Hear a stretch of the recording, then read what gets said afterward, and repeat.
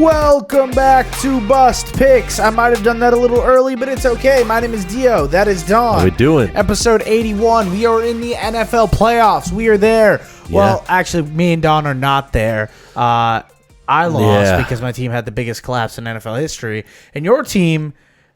We should not have put a rookie kicker in that situation. We shouldn't put a rookie kicker in that situation. I wouldn't say your team had the biggest collapse in NFL history. It plays into the same motto: the Ravens continuously crush and break your heart at the last second every year. They find some weird ways to lose games consistently. I would like one Ravens game if they're going to lose just to be a blowout, so I don't have to watch Don die. Yeah, that was a rough one. Yeah, it was as bad as it can get. But it's okay. We got a fact of the day from you. Yeah, fact of the day. Shine a little bit on basketball. So the concept, because this is a weird one. So let's get the target off football for a little bit. Just for a second. Let's get a breather in there. No, it's one that popped up the other day for me because it was like this day in history kind of thing. Mm-hmm. And it was talking about how backboards for basketball weren't introduced until 1906, which was like 30 years into the course of like basketball history. Yeah, the damn Canadians didn't know what they were doing. Once the Americans got their hands on it, they figured it out, right? Well, they changed it because they were running professional basketball leagues at that point. Yeah. But in like YMCA gyms and such where there's a second floor, and they had such a problem with fans reaching over and swatting shots. That rocks. So that's where a backboard formed, was to prevent fans from interfering with the game, like interfering with shots. And then they realized, fans can't see through a backboard. So then they moved it to wire mesh. Mm-hmm. And that was the original idea. It was like a wire mesh, like chicken wire. And fans would stick things through the fence to still mess with shots. If they were on the second floor? So think like a base level gym, like basketball court. And then the second floor was like a running track where fans would all stand up there and watch and look down.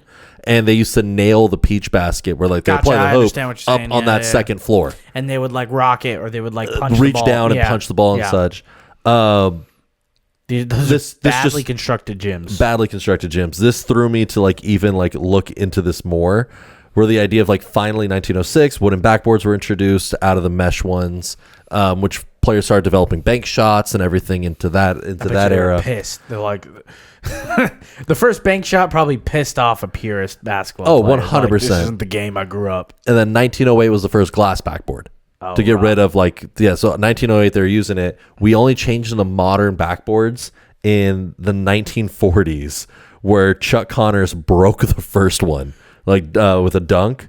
But 1979 Daryl Dawkins instituted the breakaway rims. Yeah, because he would purposely just try to dunk as hard as he could and break them. And then they added hydraulics with Shaq, as we know now, because he would just too strong. Yeah, Shaq like changed the game. He literally shattered backboards. Yeah, he's the greatest ever. I love Shaq. But it's crazy, like just the evolution of it, where it's like how much science goes into like the concept of the game around it. An idea, something that's so fundamental to the game of basketball that no one has ever thought of. Exactly. Like this was not originally part of the game. It's developed and grown with the game concept itself, which is amazing. Same thing with the 3-point line, it getting added in the 80s and continuing the game, growing the game. I can't wait till we get a 5-point line. We're gonna get there eventually. I can't wait till we do 3-on-3 only. No more 5 guys on the field. Like I'm wanting to move to get rid of the corner threes, extend the 3-point line just out to the sides, and then add the 5-point line. Yeah, fine. If we get the 5-point line, you can remove the corner 3. Yeah, exactly. The corner 3 just doesn't do it for me if we're going to keep going that direction. I just love basketball because it really is like the only sport that's like you want to see as many points as possible. Yeah. Every other sport is about holding a team and like not allowing them to, like baseball, slow, soccer, like they're not about scoring too much. Football, like the numbers are inflated in football games. Like sometimes there's only like 3 scores in a game, and you're like, that was a great game. Basketball, you're like, it's 107 to 112. Those are legit points that went through the net. Yeah, the pace of play is insane to allow that kind of I love it. Like game style. It's my favorite. Let's get into Bust of the Week. I'm going to give you guys my first bust of the year, technically. Sure. Yeah, it is. This one's going to hit home for you. I think John Harbaugh getting fired from the Baltimore Ravens might be a bust. I understand why other people might think it's not. 18 years, though. A playoff win. He's made the playoffs the last 4 years. This year was the one he missed. Yep. I understand they had huge expectations. But sometimes things don't work out. This season felt like that from the Ravens. Every single step of the way, something curbed them to take them off the track. Yeah. No, I don't second disagree. Kyle Hamilton got off the field, Aaron Rodgers became prime Aaron Rodgers again. Yeah. Kyle Hamilton doesn't get hit by his own guy, Ravens are in a playoff game. I completely believe that because it was something I was going to say when we talk about the Steelers game later. Yeah. But Ravens defense until Kyle Hamilton's injury were holding Steelers to 2.3 yards on average per play. I thought the best player was Kenneth Gainwell. Yes. Well, the best player is Kenneth. It is Kenneth Gainwell right now. But yeah, it's 2.3 yards per play. After he got injured, it went up to 9.7. So they averaged 7 extra yards per play after Kyle Hamilton got a concussion. Yeah, it was. I understand why you fire John Harbaugh in that way. I just think 18 years, that tenure, I think he deserves to at least have one more real on the hot seat type season. Sure. No, and I'm okay with that. But they didn't give it to him, and I have to give the Ravens my bust of the week. No, I don't disagree there. Yeah. The only reason I was like kind of understanding is reportedly when they approached him first to talk about Todd Monken, specifically the offensive coordinator, moving on from him because I do agree that offense was just not I think working. Todd Monken needed to get fired. He needed to move on from this team. Yeah. Because he's had 3-4 years and it just hasn't clicked, I think, as well. don't As like do Greg he- Roman. His first year as offensive coordinator, he got Lamar an MVP. His Yeah. second year, he had him finish second in MVP, where most people that aren't Josh Allen fans unanimously agree Lamar probably should have won a third MVP last year. This year, he had Lamar for what? 8 games? 10 games? 8 to 10 games? I think it was the idea of the personnel issues of like not having Derrick Henry in Correct, consistent moments, the offense just disappearing for quarters on end. It just felt like teams figured him out. Yeah, I mean, That was the concern. the offense did become a little bit more repetitive and like There wasn't that ingenuity that there was previously. But it was the idea that Harbaugh wouldn't even discuss it. Like it was apparently the team approached him asking about it, and it was just a non-topic for him. Harbaugh refused to even discuss it. That's what kind of ultimately led to Harbaugh's like firing. yeah. I get it from the organizational side. We will not find a coach the same way Harbaugh was. Like that is a generation. That is a Hall of Fame coach right there. Like I don't know if that could be debated. Like he is one of the most winning coaches of all time, one of the most tenured coaches in the league. He's one of the biggest football brands too, Exactly. in terms of family. So I think it's going to take a lot to replace that man. Yeah, I mean, It's bittersweet. the rumor is he immediately got 7 phone calls for head coaching jobs, which I don't know. I sniff a little kizzy on that because It was his agent who put it out. and so there's only 7 head coaching jobs, which means the Ravens must have reached out to that agent about. I guarantee they probably are trying to like work something out. I don't know. It's to me, I think what happened was Harbaugh wanted out.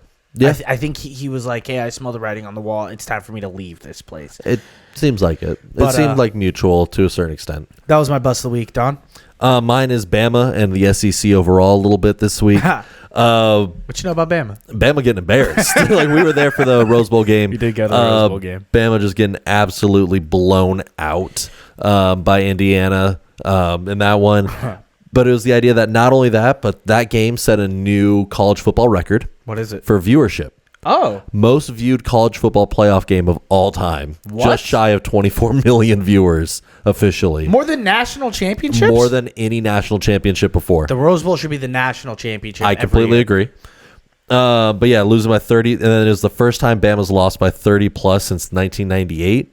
But there's the idea that like now the SEC is under a microscope in a big way because of this, because they've gone 2-7 in bowl games this year, and they are just struggling. On top of that, you've had Bama start the season where like they were already They lost to projected Florida low. State. Well, they had the lowest win projection since second year Nick Saban. Yeah, since but 2008. that win projection was still like the Vegas line was 8.5. It was at 10. The official AP one was 8.5. Oh. Vegas inflated it the minute the line came out. Yeah, I mean, but that was the yeah. original line for them. But the issue I'm seeing with them immediately after this loss, and why the SEC seems to be struggling overall, in my mind, I know we have 2 schools left, but like Yeah, just yeah. as a conference, compared to their normal dominance, What's the last left? year when they didn't make it, 41 players transferred out of Bama. Yeah. Yeah. 25 immediately at the transfer portal, 41 left. This year, so January 2nd, January 2nd hit, the day after their loss, 18 players were immediately in the transfer portal. Yeah. It's gone up to 20 now.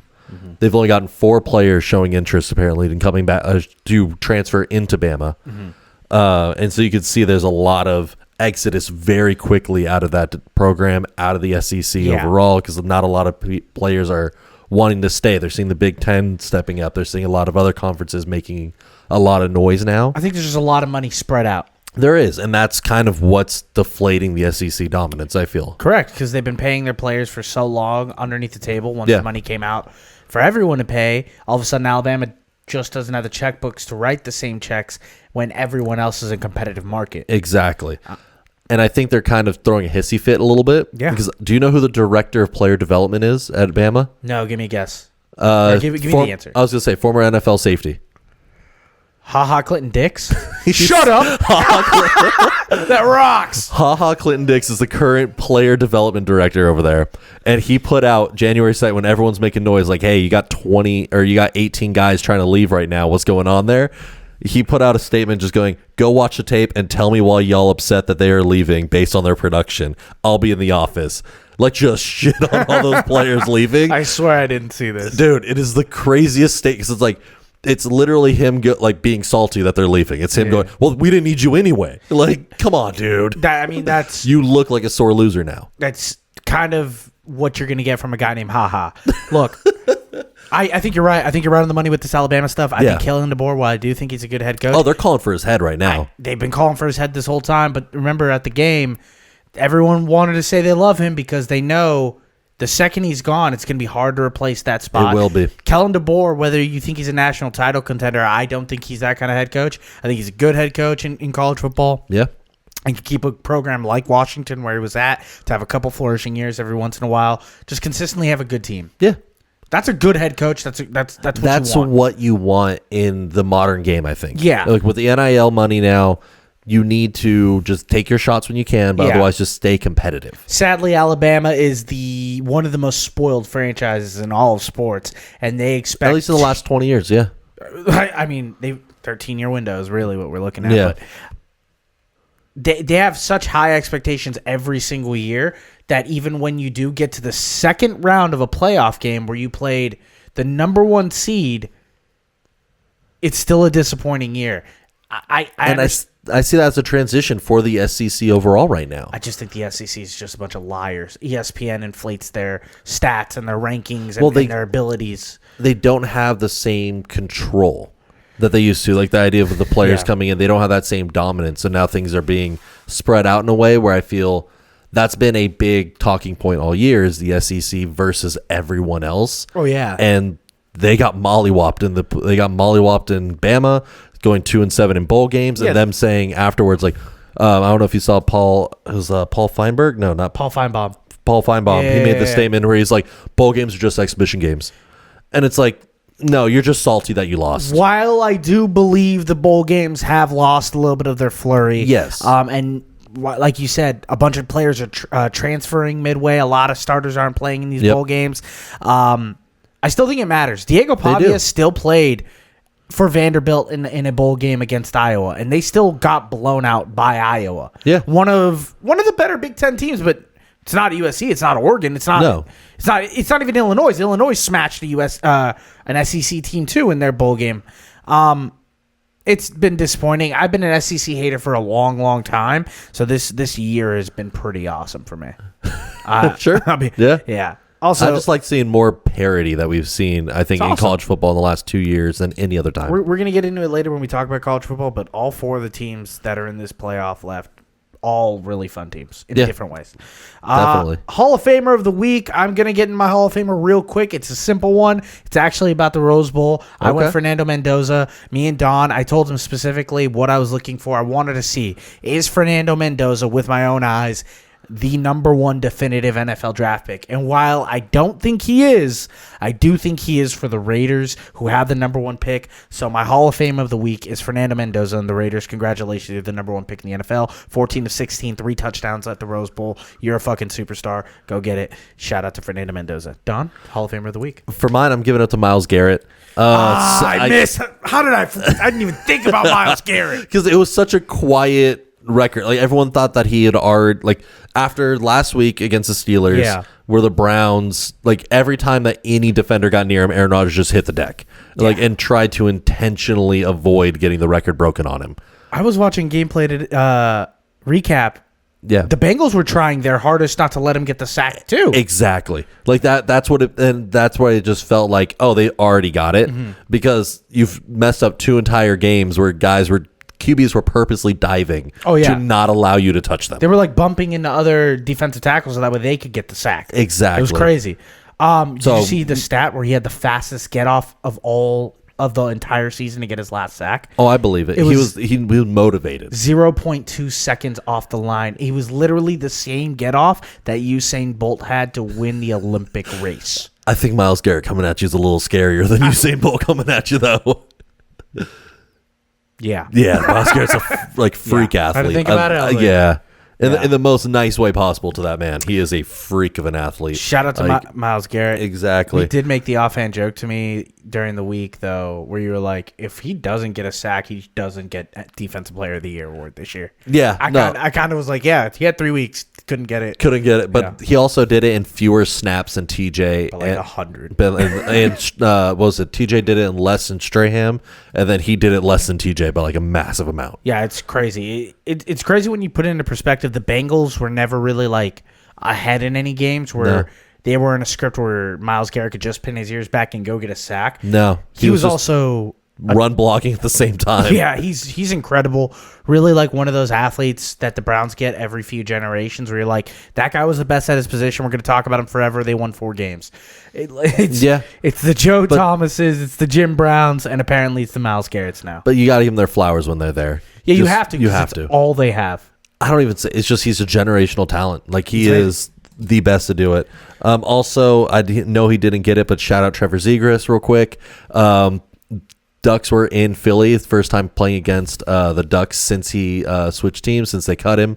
Immediately put up 2 goals in the first period. That's amazing. Yeah, I didn't. 2 goals in the first period is awesome. Yeah, that was crazy. I am a Zegras fan. I wish he stayed with the Ducks. I understand why the team let go because his game style didn't fit. Wish he stayed. Ducks are having a good season. They're having a great season. I think they're making playoffs. Like I took that at the beginning of the season. I think they're a playoff bound team. Zegras got a spot in my heart. I know what I'm wearing. I just realized you were wearing a Ducks hat. No, I am. But Zegras got a spot in my heart. Like I wish he stayed. As a Kings fan, I'm not liking what's happening in this house. That's fine. Let's get into play ball.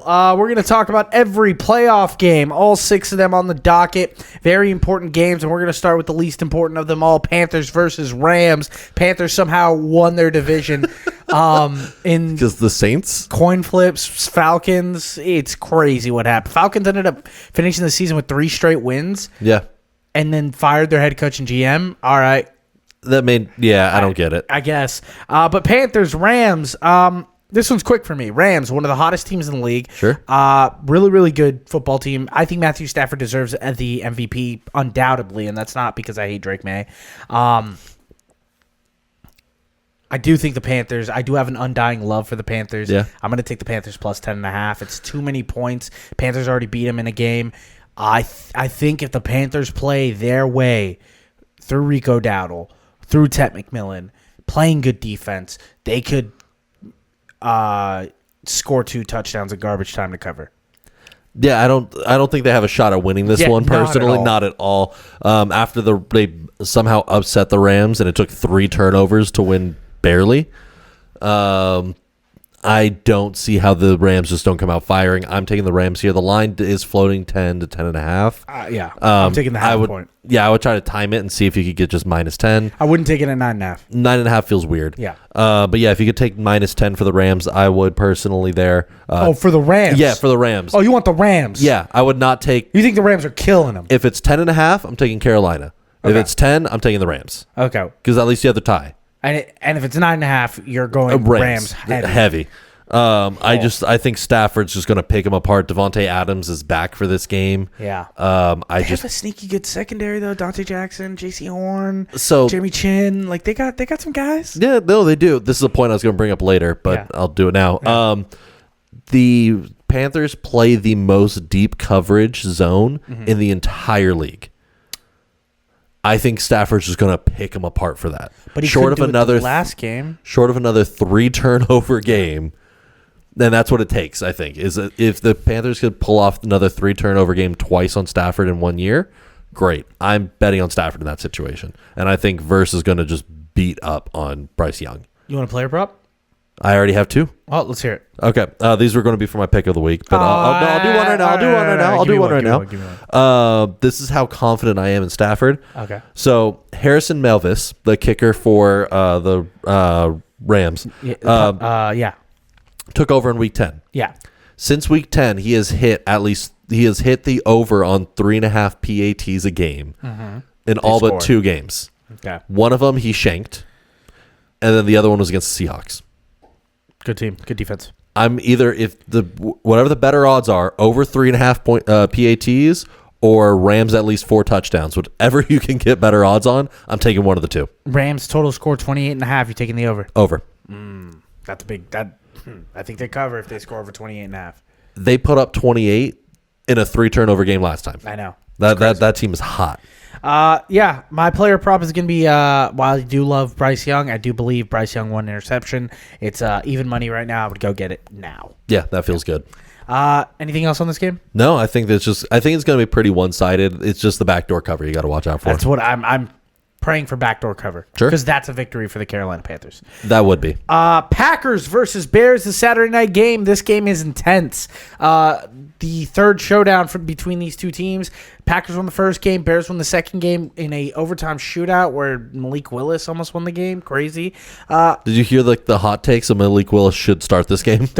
Malik Willis will be in a quarterback competition this upcoming season with a team. Yes, whether 100%. it's the Falcons, He's earned it. or maybe even the Cardinals. I don't know, or Miami. There's a couple spots he can go. I think a couple teams have convinced themselves like, let's bring him in and have him compete. I'm surprised you haven't taken the same shot that I've seen a lot of Texans and Jags fans do, where what the Titans should be today.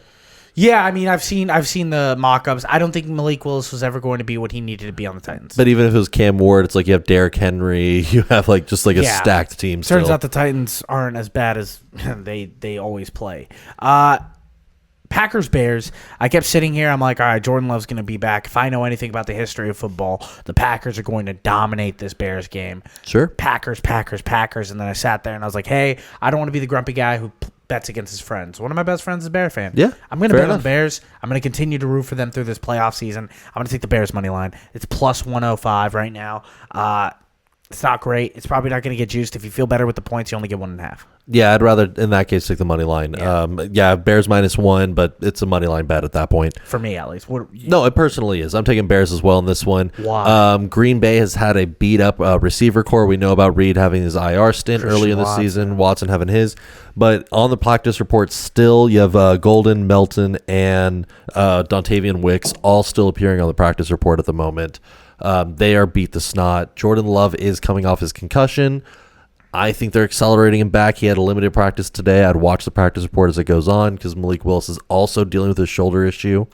You think 2 weeks of concussion protocol, you think it's too fast? I think 2 weeks is a long time for a concussion. There might be something. Gotcha. I'm not taking it as far as the Tua style, Yeah. but 2 weeks is still. I think it was more of they didn't need the wins. They sat a lot of players last week. definitely they did. And he probably could have came back last week if it was a winner-in situation. Yeah, but the idea he's still not ramped up yet is kind of concerning to me. They're not giving him full reps yet into this week. On top of that, I think the ground game for the Bears is just scary. I would take Monangai yards on the ground personally. That Packers D line is without Parsons is very different looking. What's the most fun team in this playoff, and why is it the Bears? Because Caleb Williams will pull out some crazy stuff. He'll have a 52% completion ratio, have 168 yards, and you're just like, but this guy was slinging it. Like, But where did it go? He has that gunslinger, and then the clutchness of the season. It feels like it's going Bears way because every one-score game has gone the Bears' direction this year, Except the Packers game. except for the Packers game. But I think they could dance through the raindrops. Niners. Ben Johnson has schemed against the Packers for how many years now? If you don't think he has some stuff in the back pocket for this team, I think that offense is going to pull out some fun trick plays. Do you think Ben Johnson's made a claim already to say he's a top 10 coach in the NFL right now? I think so. Because if you can pull off this win, it's definitive. You have the argument right now. All right, Don, as a team who has no head coach, we're going to play your favorite game. Would you rather? Ben Johnson edition. Yeah, you did. Yeah, I realized. Ben Johnson or Mike Tomlin? Top 10. Take Ben Johnson. Well, it depends on the team. Are we talking the Ravens? Or are we talking what For team? the Ravens. For the Ravens, Ben Johnson. Ben Johnson or Matt LaFleur? Matt LaFleur. Ooh. I think Ben Johnson's one of the best offensive minds. I think where the Ravens right now, you don't need to have a top-tier offensive coach. You need a guy to just make everything gel. You need more locker room. Ben Johnson or Andy Reid? I would say now. I would say Andy Reid right now, but again, that's close. I just think Andy Reid. I haven't seen Ben Johnson through the fire and flames yet as a head coach. And last one, Ben Johnson or Kyle Shanahan? Ben Johnson in that case. It's just because of the curse of the Shanahan. I don't trust it. It's. I like him. I think he's a great head coach. The fact that the 49ers pull out 12 wins this season is insane. You really believe in... I love Shanahan. I just believe in that curse. I hear you. He had it. His dad had it. I'm just staying away. But if they were somehow able to be your Ravens coach, you'd rather still have Ben Johnson over Kyle Shanahan? I think right now, yeah. Because it's just after this season with Lamar missing the most amount of games of his career, Don, there shouldn't be no bad juju. With you. Like if I could go fly to Baltimore right now, I'm saging that locker room myself. Oh yeah, 100%. There's salt in the locker room and everything. Bills versus Jags, one of my most anticipated games. I think this is an overfest. I think the Bills are going to do their best. You've red pilled me. I do love Josh Allen. I still believe he's probably the second or third best quarterback in the league. But when Josh Allen is on the road, he is not the same Josh Allen. He is not. Jaguars have been playing really good football. I know I'm a Colts fan. I do not hate the Jaguars. I've said that a million times. Yeah. I would love to see the Jaguars win a Super Bowl after all my friends' teams don't make it. I'm taking the Jaguars -1.5. Yeah, I've seen that line floating around. It opened up at +1.5. It has flipped. If you could wait a little bit, the public money is adjusting this line a lot. Money. I would move to if you could get plus odds on it. If you could get plus odds on a money line, I would take the Jags as well. Yeah. Like we talked about, Josh Allen does not travel well, and it's been clear at the end of this season as they've gone through a lot of these tough games to try to get the number one seed in their shot. Unless Josh Allen is doing everything for this offense does not work. Yeah. Like there's just no James Cook is good. James Cook is good. I feel like everyone always forgets James Cook led the league in rushing. Yeah. But because it's Josh Allen, when he turns it on and he goes full sun god. Yeah. The team's back up. Do you think that's bad? I think it's bad. Do you think his ability, even though his ability is to take over a game, do you think that ability maybe takes away from the ability to spread it out to your better players? Because the best quarterbacks of all time, while they can make plays, know how to distribute it to their best players. It's not even that to me because it's yes, he does. Well, he does distribute. He does hit a multitude of targets. Yeah. I guess just his targets aren't great. His targets aren't great. They don't build around him in that way. I don't know where their cap situation has limited them from keeping a number one. Because right now, Shakir is not an alpha as a number one receiver. He's like a number 3. He's a number 2 to number 3. Kincaid is also seen in that number 1 role. He's banged up all the time. His reception yardage right now, I think, for the game is 38.5. I would lean the under. But that's just because I think if Jacksonville knows, hey, we can let James Cook have a day. We just need to keep Josh Allen in check. I think this goes Jacksonville's way very, very quickly. I mean, they rattled off 8 wins in a row for a reason. Yeah, they're a very good team. Yeah, I think they're on a hot streak. Niners versus Eagles. This is a game. The Eagles are defending champion. Niners coming off of kind of a whooping off the Seahawks to maybe get the 1 seed last week. Yeah. Ended up losing. Brock Purdy playing pretty well. Christian McCaffrey having quietly one of the best seasons of his career. Really, really good season by the 49ers, and I kind of like them. I like the traction that they're going. I know a lot of people really are impressed with this Eagles defense. But I think this is one of those years where the Niners kind of make a little bit of run in the playoffs. I like where they're at. I do like their team. They're getting a little bit more healthier. George Kittle's playing out of his mind. Yes, he is. Give me the Niners money line. Yeah. I think I like a lot of underdogs this week. No, I'm not mad at it. With these tight matchups, it's really 50-50 in some cases. Yeah. I'm taking Jalen Hurts under 29.5 passing attempts in this one. Ooh. The Eagles like to slow the game down right now. Their offense has not been clicking well. They rely on their defense in a big way. Eagles right now are holding teams on average to under 20 points a game this season, which to me says a ground game attack. It's going to be a little bit of cold weather in Philly. I think Hurts is not going to distribute the ball and air it out as much because I think he won't have to. I think it's gonna be a running based game. I think it's gonna be really tight. And in those running games, I trust the Niners defense or running game. Exactly. I trust McCaffrey completely. Brock Purdy, I think it gets slept on during the regular season, but in critical games like this, he gets shifty. He is able to be a mobile quarterback. I think his line is somewhere around 17 yards. I would take the over in that because he is able to break the pocket and go pick up those free yards. He also has playoff success. Brock Purdy has made a Super Bowl. He's done some cool things in the playoff. I mean, I think he's a good player. A lot of people disrespect him a lot. I think this is going to be the best defensive matchup in the entire for opening wildcards docket. Let's get into Chargers versus Patriots. Patriots, number 2 seed. Very good. Yeah. Pretty much across the board. Not really weakness, except for the fact that they only beat one team over 500, and that was the Bills. Cool. Divisional games, yeah. Chargers on the other side, while Justin Herbert's playing out of his mind again, that team's full of a bunch of holes, a bunch of injuries. Doesn't really feel like they've got the right energy going into this last week. Why do I love the Chargers? Is it because I hate the Patriots? I think it's a little because you hate the Patriots. I think there's the big narrative of who they've played. Yeah. We ran into this with the Kirk Cousins Vikings a few years ago where ran a hot streak. Everyone's like, but the question was, who do they beat? I do lean the Patriots in this one just because I think Vrabel's going to line up this defense for that purpose. Yeah. But this is going to be a nail biter. Chargers 3.5 is what I'm taking. 3.5 is a lot. 3.5, I would lean Chargers. 3, I would lean Patriots. 3, I'm still taking Chargers. Fair enough. I think we get a push. That's where I'm like, I could take either team in that case. I would lean New England in there. Personally, if it goes up to 4, because there has been a lot of public money being shifted onto the Patriots. A lot of Patriot money. If it goes to 4, Chargers hammer at home. So since 2020, so the last 5 years, if the line moves to a +4 or -4 chalk line, like no half point, teams win 58% of the time if they're favored, but they only cover 42% of the time. You have a great odd if it moves to 4. That's like the no man. So 4 and 5 are like no man land lines. Like they just do not line up well for playoffs. Underdogs typically cover those lines, but don't win. Like they don't win as often, but they cover more often. I need it to stay at 3.5. I need them to win.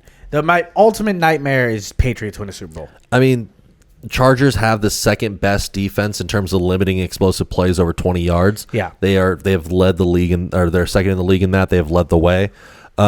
Patriots also ranked top 10 in that category, but that Chargers secondary does fly. As much as they have been banged up, they are able to get to the ball, and that's kind of been Drake May's success. Yeah, Derwin James has been playing really well, and he's a top-end safety that Drake May is going to have to make some plays over him in order to win this game. Yeah, and that does make me lean Chargers, because that's how you beat New England, is limit Drake May's deep ball. But force them into like a weak run game, because if Travion Henderson's not gelling, then they're kind of stuck. Yeah. And I don't believe in their defense as much as other people do.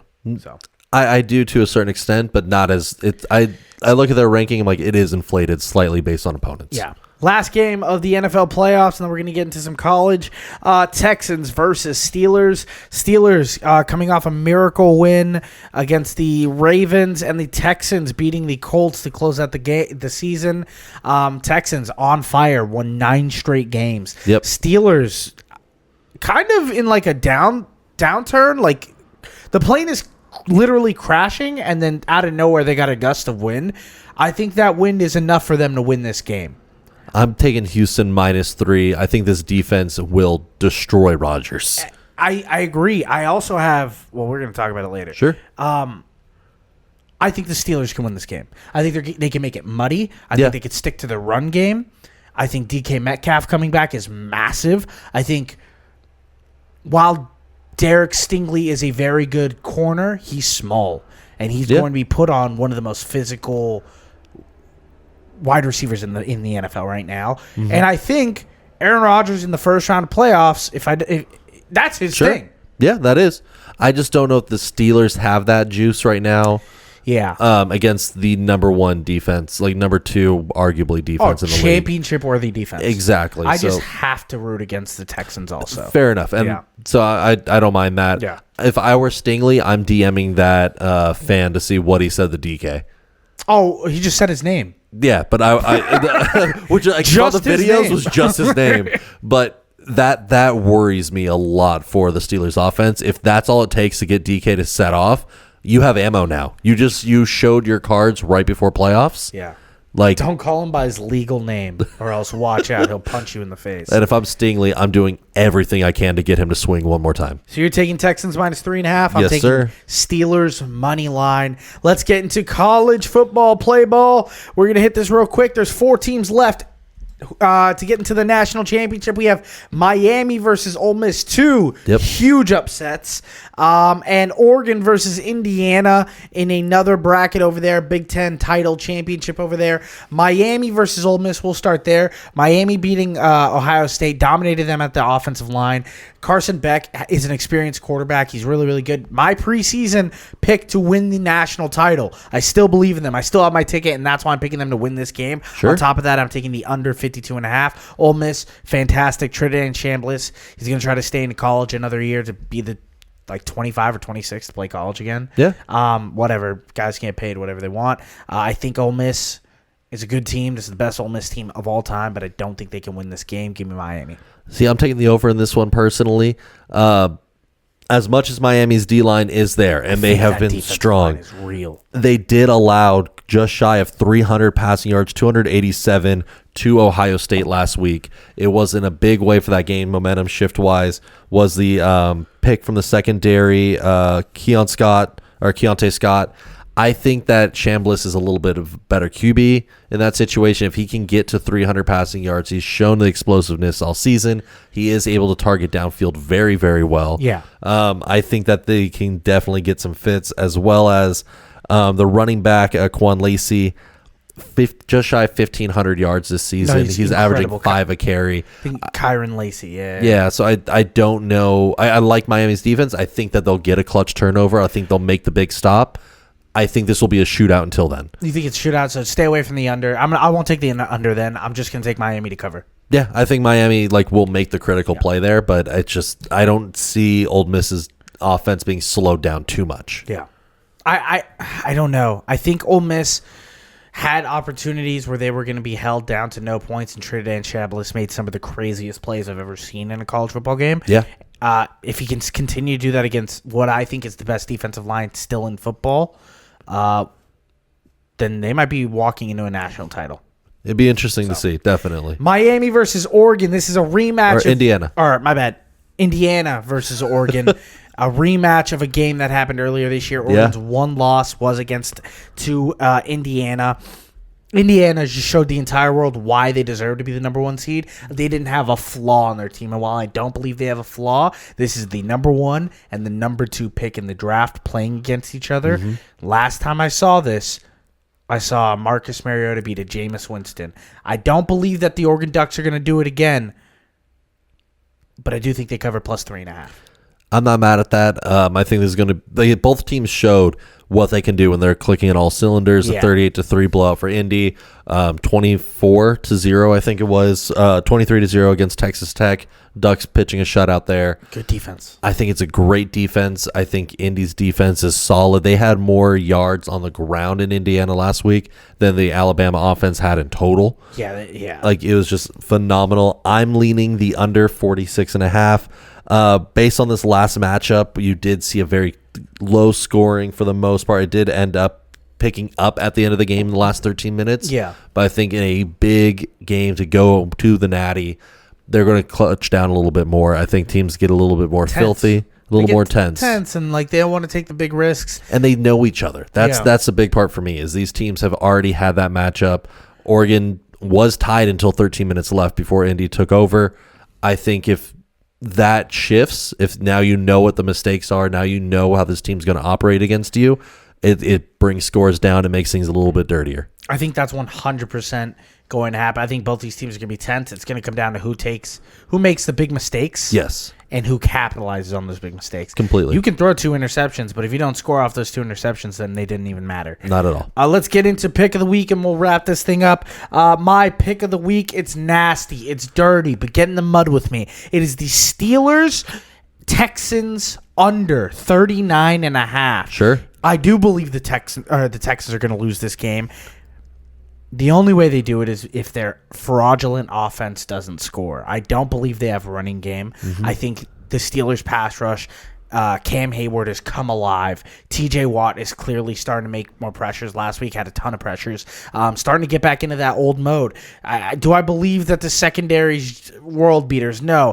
Jalen Ramsey got beat like 7 times last week. He's suspect as heck, yeah. And he's going to have to guard one of the biggest deep threat wide receivers in football, Nico Collins. Yeah. Well, they have a pretty good safety over the top that's going to be able to do what they can. I do think this game ends up somewhere around a 17-13 type game. Sure. Yeah. No, it's not out of the realm there, definitely. Who's your pick of the week? For me, I'm taking Puka Nacua, his longest reception, over 26.5 yards.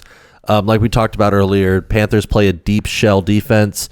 They don't allow the big play very often, but Puka, what he excels in, number 2 in this season, just behind Jamar Chase, is yards after the catch. Puka had 460 yards after catch this season. I think if he could get a 10-yard completion, he can turn that upfield very, very quickly. He's only had 2 games this season, or he had a 5-game streak until late this season where he was averaging 1 pass for over 30 yards total, not just air yards, but air and ground yards. 5 games in a row. And then Atlanta broke the streak where he had 2 passes of that nature that both got called back for offensive line penalties. I think he's going to keep that, like reform that streak in playoffs. Pushing. I think he's going to push it. Yeah, I like that bet. I like that bet a lot. He's nasty. Well, thank you guys again for listening to another episode of Bust Picks. Go check us out on YouTube and give us a thumbs up if you're watching. I know you're watching. My name is Dio. That is Don. And remember, pray for the parlay.